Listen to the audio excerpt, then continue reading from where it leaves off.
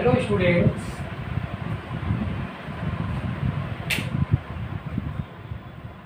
Students, आज जो हम स्टडी करने जा रहे हैं, this is a question related is parallel and series combination.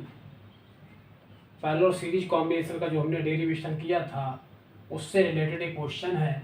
और भी बहुत सारे क्वेश्चंस आपको करने पड़ेंगे। इससे पहले मैंने एक क्वेश्चन कराया था, और भी बहुत सारे क्वेश्चंस आपको यहाँ पर करने होंगे। तो एक क्वेश्चन मैं यहाँ पर बता देता हूँ आपको। 2012 CBSE में आया हुआ एक क्वेश्चन है, 2012 में आया था। In the circuit shown in figure, इस सर्किट में क्या दिखाया गया है, एक फिगर है। In the circuit shown in figure, ठीक है।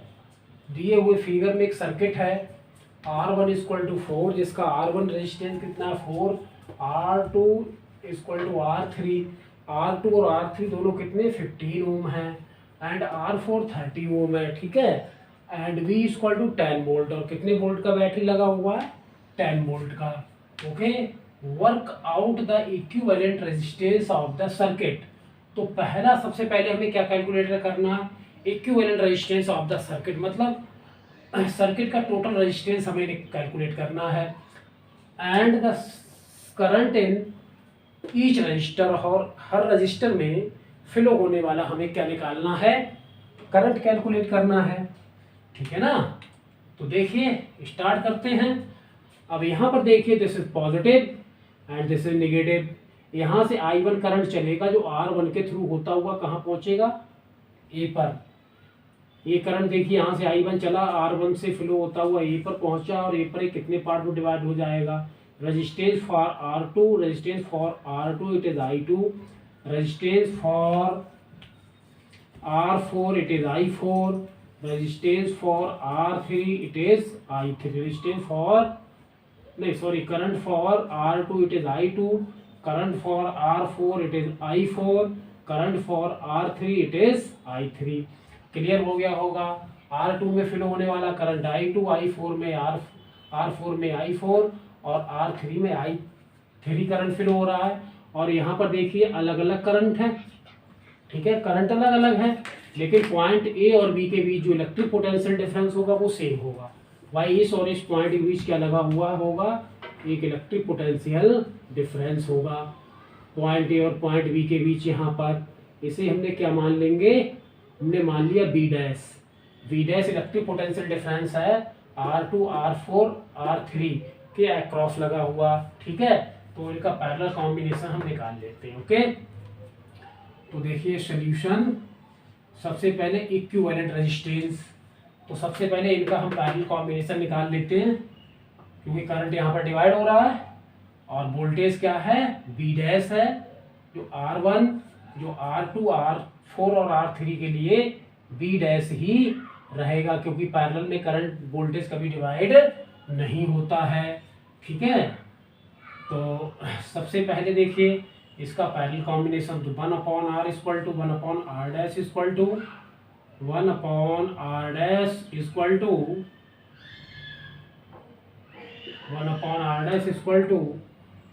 1/R'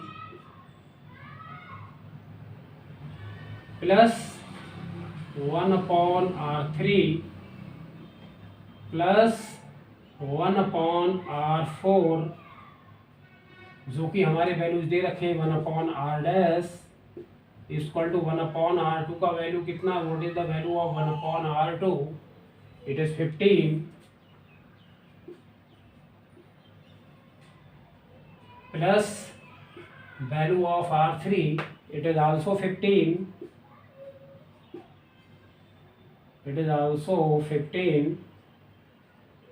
plus value of R4 it is 30। LCM यहाँ से कितना हो जाएगा, 30 एलसीएम हो जाएगा। तो हमने यहाँ पर क्या कर लिया, 30 एलसीएम कर लिया। तो R1/R' = एलसीएम इज 30। ओके, तो 15 2 as 30 plus 15 2 as 30 plus 31 as 30, तो 2 + 2 + 1 दिस विल बी 5/30 डिवाइड कर दिया, 5 बना 5, 5 6 है 30, तो 1/r dash equal to 1/r dash equal to 1/6। तो r डैश का जब हम वैल्यू यहाँ से निकालेंगे तो r डैश इक्वल टू कितना आ जाएगा, 6 ओम आएगा। क्या आएगा, 6 ओम। ओके, अब इक्विवेलेंट रेजिस्टेंस हम निकाल देते हैं। फर्स्ट पार्ट में इक्विवेलेंट रेजिस्टेंस लिख लीजिए। इक्विवेलेंट रेजिस्टेंस का मतलब total resistance of equivalent resistance means total resistance of the circuit. Equivalent resistance में total resistance of the circuit, जो सर्किट है इसका टोटल रेजिस्टेंस। ओके, तो देखिए ए और बी के बीच जो रेजिस्टेंस हमारा आया है, ए और बी के बीच जो रेजिस्टेंस आया वो कितना आया, 6 ओम। और इसी के साथ R1 और हमारा कनेक्ट है, ठीक है। तो R1 के साथ R डैश क्या होगा, हमारा सीरीज में होगा। ओके, सीरीज में होगा या पैरेलल में होगा, बताइए। ये सीरीज में होगा या पैरेलल में, ये होगा हमारा सीरीज में। किस में होगा, सीरीज में होगा, ठीक है। तो देखिए 6 और R1 कितना है, 4। तो equivalent resistance R equal to, फिर से लिख देता हूं मैं यहां पर, इक्विवेलेंट रेजिस्टेंस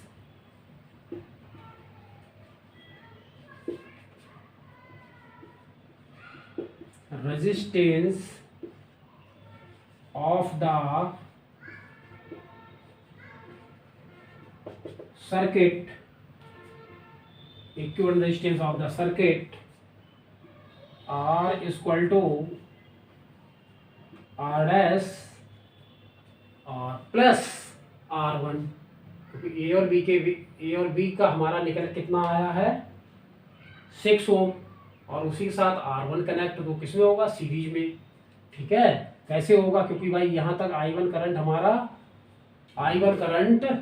हमारा यहाँ पे जाके डिवाइड हुआ है, तो इसके इक्विवेलेंट रेजिस्टेंस में करंट कितना फ्लो होगा, I1 करंट फ्लो होगा। भाई 6 में कितना करंट फ्लो होगा, I1, और R1 में भी कितना करंट फ्लो हो रहा है, I1 करंट सेम है, तो ये सीरीज में हो जाएंगे। तो R equal to R dash plus R1। तो R डैश कितना है, R dash is 6 plus R dash is 6 plus what is the R1? R1 is 4. So this is 10 ohm. What is this? 10 ohm. 10 ohm. तो पहला answer हमारा आ गया, first answer. अब current देखिए I1 की वैल्यू कितनी होगी, ये भी निकाल देते हैं। करंट थ्रू R1, ठीक है, करंट थ्रू R1 में कितना करंट फ्लो होगा,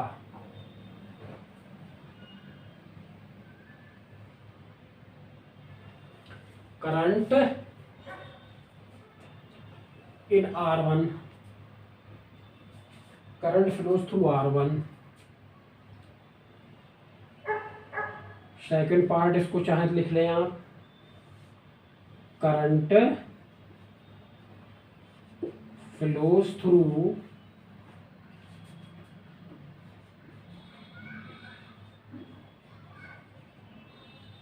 R1, current flows through R1।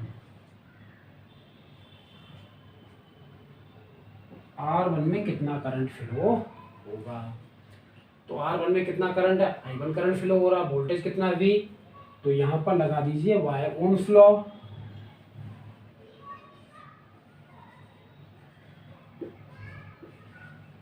Y Ohm's law, V equal to I R। तो V का वैल्यू यहां पर कितना है, 10, I1 और ये R1, और इससे वोल्टेज कितना है, 10 वोल्ट लगा हुआ। ठीक है, क्योंकि I1 कहाँ से निकलता है, I1 निकलता है 10 वोल्ट से, I1 निकलता है V से, I1 कहाँ से निकलता है V से, और V का वैल्यू कितना 10 वोल्ट, तो 10 वोल्ट लगाएंगे। I1 what is the R1, R1 is 4, R1 is 4, ठीक है, 4 लगाएंगे या फिर और कुछ लगाएंगे बताइए। हम लगाएंगे 10, V इक्वल टू I1R, क्योंकि ये I1 जो है इससे फ्लो होता है, ना कि इससे, केवल R1 से फ्लो नहीं होता है।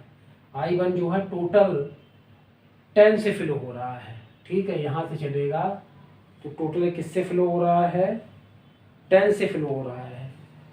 I1 बराबर I1 into 10, I1 equal to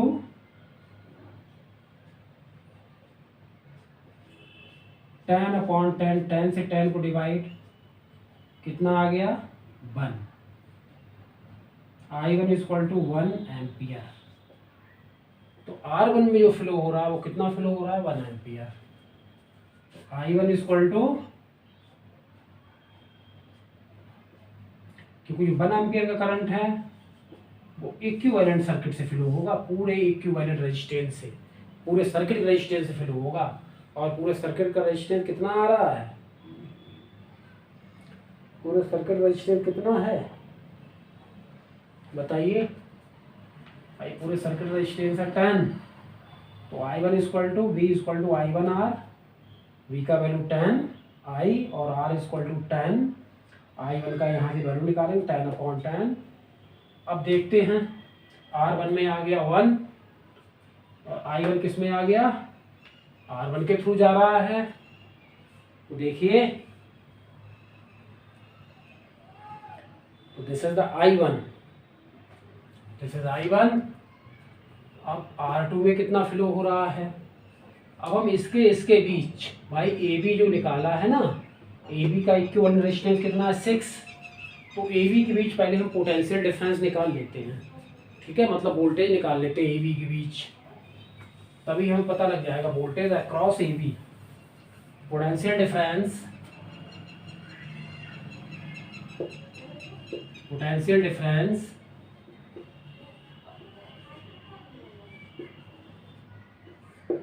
across AB, clear. तो देखिए करंट कितना फ्लो हो रहा है, पोटेंशियल डिफरेंस अक्रॉस AB, तो V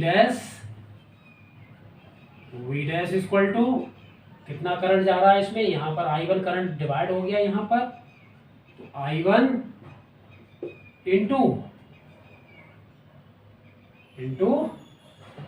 R डैश, तो V dash equal to what is I1 1, what is R1, R dash 6, तो दिस इज 6 वोल्ट। अब देखिए पैरेलल में क्या होता है, वोल्टेज सेम रहता है, तो V डैश वोल्टेज R2 के लिए भी V डैश वोल्टेज होगा, R4 के लिए भी V डैश वोल्टेज होगा, और R3 के लिए भी वोल्टेज V डैश होगा, ठीक है ना। तो देखते हैं फिर, करंट फ्लोज थ्रू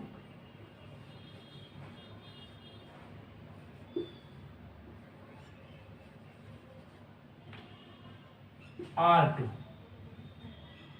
तो पोटेंशियल डिफरेंस कितना होगा 6, तो देखिए I2 equal to B dash upon R2, what is value of B dash 6 and what is value of R2, R2 का वैल्यू 15, 0.4 एम्पियर, दिस इज 0.4 एम्पियर। ऐसे current flows through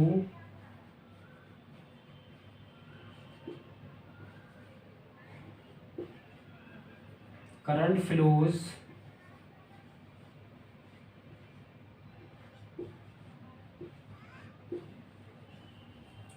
through R3, तो I3 equal to B dash upon R3. What is value of B dash? 6. Value of R3. What is the value of R3? देख लीजिए 15. तो कितना आया 0.4 ampere. अच्छा, current flows through R4. यहाँ पर लिख लेता हूँ, स्क्रीनशॉट लेके आप नोट कर ले. ठीक है, स्क्रीनशॉट लीजिए, नोट कीजिए, नोट करते रहिए साथ साथ में. करंट फ्लोज थ्रू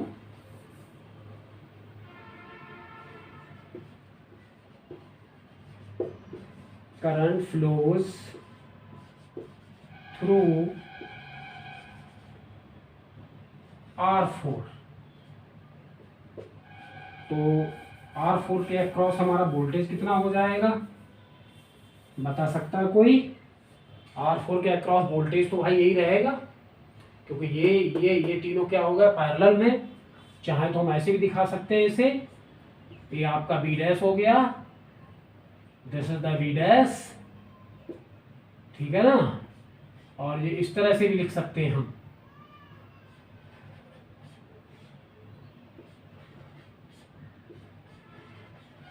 तो दिस इज R2, R3 और R4, और यहां पर लगा हुआ B डैश. तो इनका कुछ कनेक्शन इस तरह से है. ठीक है, ये भी पॉइंट्स हो गए, पॉइंट A और पॉइंट B. तो इनका कनेक्शन कुछ इस तरह से है बच्चों. ठीक है, ये आपका पैरेलल कॉम्बिनेशन हो गया. इस तरह से कुछ इनका कनेक्शन है, समझे. और इनके बीच जो इनके अक्रॉस वोल्टेज वो कितना है, B डैश है. इस तरह से कुछ जुड़े हुए हैं पैरेलल में. तो पैरेलल के लिए वोल्टेज सेम रहता है. तो इसीलिए हमने AB के बीच जो है वोल्टेज हमारा कितना है, B डैश है, जो हमने कैलकुलेट कर चुके हैं. ठीक है, इस वोल्ट बारे वोल्टेज नहीं ले सकते हैं हम, क्योंकि AB के अक्रॉस ही तो ये दोनों तीनों जुड़े हुए हैं. ये 3 कनेक्टेड है किसके अक्रॉस, AB के अक्रॉस. तो AB के अक्रॉस हम पोटेंशियल डिफरेंस निकालेंगे, मीन्स वोल्टेज निकालेंगे. फिर इसमें अलग अलग करंट निकाल लेंगे. पैरेलल में है तो हर किसी के लिए क्या हो जाएगा, potential difference means voltage same होगा, इक्वल होगा. तो वही हम लगा रहे हैं, B dash upon R2, B dash upon R3. अब करंट फ्लोज थ्रू R4, तो I4 इक्वल